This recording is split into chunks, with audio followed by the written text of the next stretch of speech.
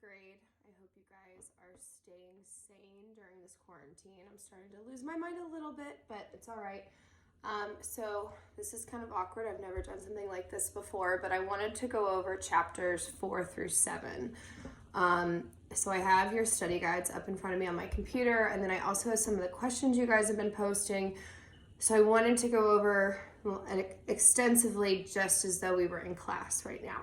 Okay, so I'm just going to go in chronological order. I'm basically just going to speak out loud to myself and talk about these chapters, and hopefully this clears up any questions you have. So, first off, in chapter 4, I ask you guys, what's the first thing Scout finds in the knothole on the tree of the Radley property?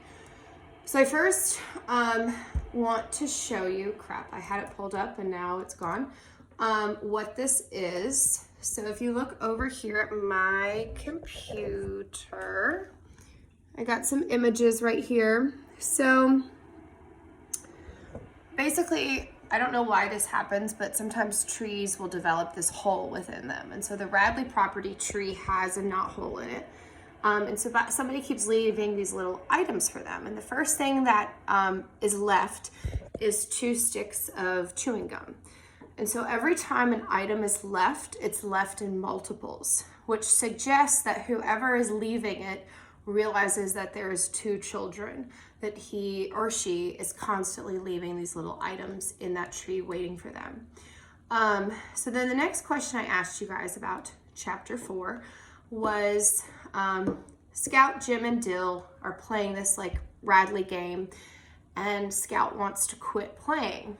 And one of the reasons is she knows she's going to get in big trouble with Atticus. Atticus has repeatedly said, if you guys keep bugging the Radley family, like y'all are going to be in trouble. So that's one reason. But then the other reason she wants to quit is because one of the games the children was playing was they would get in this big tire and they would roll themselves down a hill. And when Scout was playing, the tire rolled right up to the Radley front step. And when she got out, she heard laughter coming from inside the house, which also suggests like here are these children outside having fun, playing games, and whoever's watching them is laughing. And it's sort of spooked Scout, and so now she really is kind of over this whole Radley game. She's sort of scared about it and wants to be over it. Okay, chapter 5. Chapter 5 talks a lot about a new character, a new neighbor, which is Miss Maudie Atkinson. So Miss Maudie is sort of in some ways different, in other ways the same as a typical Macomb woman. She is single and is older, so that alone is different. You didn't see a lot of women who are by themselves. But she's incredibly kind to the children. She is always working outside in her garden, and when the kids stop by, she has a piece of candy for them, and she sits and talks to them. And very, very similar to Atticus, treats them not like children, but like adults, has just real life conversations with them. And then that leads me into my next question, which is the children want to talk to her about all of the rumors surrounding the Radley family. And just like Atticus, Miss Maudie is incredibly defensive of the Radley family. She basically insinuates that they're a family who've had a really hard time, and that not to believe all of these rumors that we keep hearing, that they are just a normal family who choose to live life a little bit differently, and everything that Miss Stephanie is saying is not true. It's just a rumor. The next question asks, Scout says that Dill Harris could tell the biggest lies she ever heard. Why might Dill have told such lies? So we have to sort of fill in the blanks with Dill.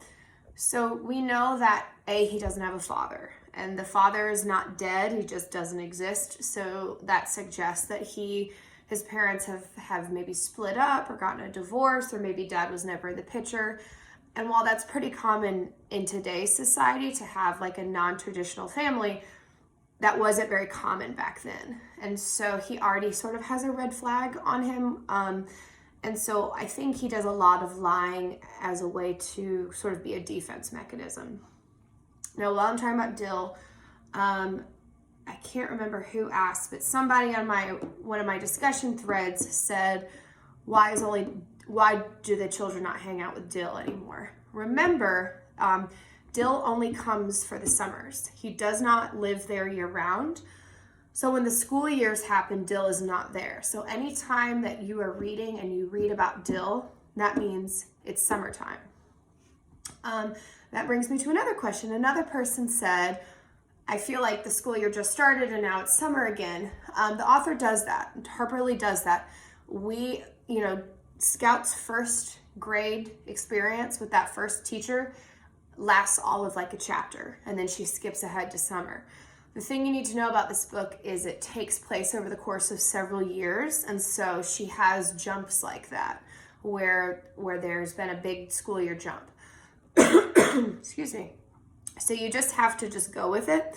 And so if there's a jump, you just have to be like, all right, now it's summertime. So always use Dill as your frame of reference if it is a school year or if it's not. If Dill is in the picture, then it is summer. If he's not, it is school year time. All right, so that kind of covers all of chapter 4 and 5. Hold on, let me pull up your quiz and see. I can't remember if there was anything else that I needed to go over. Hold on. All right, we talked about that. Oh, last little question. On your quiz, the children try and invite Boo. They're using like a fishing line and they're trying to like send him a little invitation. Again, this is summer because Dill is involved. And Atticus catches them, so they're not able to go all the way with the plan. But my question was, where do they try and invite him? And they're trying to invite him for ice cream, which is such a innocent, childlike thing to do. They don't want to terrorize Boo. They just want to get to know him. They're kids and they want to know who this strange guy is, and so they invite him to ice cream. But unfortunately, Atticus catches them, so they don't get to go all the way through with that plan. Okay, excuse me. So hopefully that clears up chapter 4 and 5. I'm going to move on to chapter 6 and 7. I hope this is helping you guys. I hate that. I hate, this is truly my favorite novel to teach, and I hate that this is all happening during this novel. I wish that this could have been happening during a different novel, but we're going to just make it work together. So, chapter 6, what do the children decide to do in the middle of the night? Again, this is summer because Dill is there. So in chapter 6, the children in the middle of the night decide to sneak over the Radley property. Because, why wouldn't they? It's the middle of the night, everyone's asleep. Atticus especially is asleep, so they're like, we're gonna go. So they get to the Radley property, and there's an old sort of like forgotten gate that when they try and open it, it squeaks really loud. So what do? They all start to spit on the gate so that the gate opens and closes really easily. So this next part is kind of confusing, and I wish we would have been together to go about it. By the way, chapters 6 and 7 are like honestly 2 of my favorite chapters in the whole book. Actually, I shouldn't say that because several chapters are my favorite in the whole book, but I do really like chapters 6 and 7. So Jim, being the oldest and is the brave one and is the older brother, he goes onto the Radley front porch. And you have to kind of use your imagination for this scene. He's on the front porch, and I guess like a street light or somebody's lamp portrays this shadow. And as he's standing on the front porch, Scout and Dill, who are like in the front yard, see a shadow of somebody walking towards them. And so it's sort of like an illusion of light, almost as though somebody on the inside of the house is walking towards Jim. And because it's dark out, but there's a light somewhere, it's showing that. Kind of confusing. If we were together, I would sort of act it out for you, but the best way I can put it is like, imagine like if you were doing like shadow puppets against the wall. It's sort of like that. Like if you're making some animal thing and then on the wall it's really big. Somebody is like walking by inside the house, and so it's portrayed really big. And so as Jim is standing on the front porch, it almost looks like Boo is like coming to get him. So they're mesmerized by this shadow. That's a quiz answer. Shadow, that's your answer. They're mesmerized by the shadow, and then all of a sudden something startles them, which causes them to run for their lives. And what is that thing? It is a shotgun. And, shotguns are very loud, and it seems as though it is close. So the children take off running. Now, they're in the middle of the country. It's the middle of the night. There's not like city traffic, highway traffic. So obviously this shotgun pretty much wakes up the entire neighborhood. So the children run for their life. And as they're running over a fence, Jim's pants get stuck. And the children are terrified because for all they know, some crazy person behind them has a shotgun. So Jim's pants are stuck. He's trying to break free, and he just has to leave them. So no, he's not running around naked. I guess he's essentially like in boxer shorts is what it is. So he leaves his shorts. They take off running. They get home, and everyone in the neighborhood is standing outside.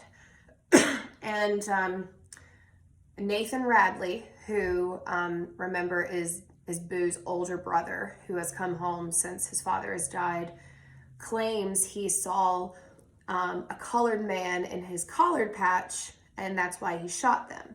So as a reader, we are supposed to assume, remember it's dark outside, so he probably couldn't see clearly.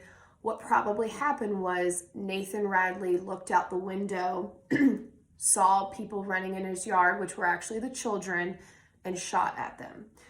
So the whole neighborhood is outside, because of this ruckus of this gunshot. And Atticus looks down and says, "Where are your pants?" Because, Dill is like running around in his, I'm sorry, not Dill, Jim is like running around in his underwear. And this is another quiz answer. You're welcome. Dill, who is quick thinking on his feet, says, "We were playing strip poker and he lost them in strip poker." So Atticus is kind of like, what? But he just sort of accepts that answer. So that's a quiz question. Another quiz question that was on your study guide is that, everyone has settled down, everyone's gone back to bed, and in the middle of the night, Jim is like, "I have to go back and get those pants." Because he knows that, the next morning Atticus is going to see his pants stuck on the Radley fence and is going to put two and two together. And Atticus has already expressed many, many times to leave this poor family alone. And he's like, "I have to go get my pants." Scout does not want him to do it. Scout is terrified about the whole situation with the gun and everything. She's like, "Just leave him. Let's just get in trouble and suffer the consequences and move on from that." And Jim decides to go out and get his pants. So the chapter ends with, he was probably only gone for like 2 or 3 minutes, but Scout can hear her heartbeat in her ears, is just freaking out, literally counting down the second to when her brother returns. And when he finally does return with his pants, she can take a sigh of relief and go back to bed. So that brings us to our last chapter, which is chapter 7.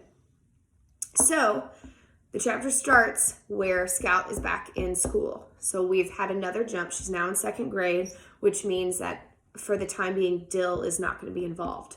So Scout's now in 2nd grade, and according to Scout, the only good thing about 2nd grade is she now stays a little later and gets to walk home with her brother. Scout idolizes Jim, and so she kind of feels a little bit more grown up at school, and so she's excited about that. So I love this part. This is on your quiz. Here's another quiz answer. The night of the shotgun and the Radley house incident, something really spooked Jim that he did not tell anybody about. He's been holding in, and he finally decides to tell Scout. So the night of the Radley house incident, when he decides to go back and get his pants, remember he left his pants caught on a fence. They were ripped at the seam. So when he ran back to get them, he was probably expecting them to be laying in the exact same spot. But instead, when he found them, 2 things were different. One, they were neatly folded, and the seam had been stitched. So who do we suppose did this? Well, we can probably make one guess, probably Boo. So he had gone out, grabbed the pants, stitched them up, and folded them. And so almost we're, as a reader, at this point, supposed to start questioning, is Boo really that bad of a guy? Because so far all he's done is, well, we think, leave the kids sticks of gum and little trinkets, and has, now mended Jim's pants. So if he was truly this evil, crazy monster, would he have actually done that? So then they are walking home from school, and they pass the knothole in the Radley tree yard, and there are 2 soap dolls. So you might be like, what's a soap doll? Don't overthink it. It literally is a bar of soap that's been carved into a doll. And what's special about them is that one is very clearly a boy and one is clearly a girl. And whoever has carved them has tried to mimic features of Jim and Scout. They kind of look like what Jim and Scout would look like. So it's like somebody is watching them. So this is like a special little trinket that they add to the list of things that's been left for them. And the next day, unfortunately, something really sad happens. They're walking home from school, and Nathan Radley is filling the knothole with cement. So why he's doing it, maybe we're supposed to assume he wants his brother to stop, or he wants the children to leave them alone, but he is filling the hole with cement. And so, whoever's leaving them these toys will no longer be able to do that. So at the very, very end of the chapter, Scout realizes her older brother, her idol, is crying. And I ask you guys on your study guide, why do you think this is? So, unfortunately, you guys can't talk back because this is a video, but you're supposed to kind of realize that Jim realizes like that knothole was the only way that they were able to communicate with Boo. It was their only like tie of communication, and now that that's been sealed, that communication has essentially been cut off, and it really upsets Jim. He really values this weird sort of friendship they have with Boo, and he's upset that that knothole is going to be closed. Okay, so I think that is everything. That goes over a bunch of quiz questions and all of your study guide questions. Comment below if you still have a question. I hope this helped clear it up. Thank you for those of you who watched the whole video. I'm going to do another one of these for chapter 8. And yeah, stay safe, stay healthy. So have a relaxing Thursday. All right, bye guys.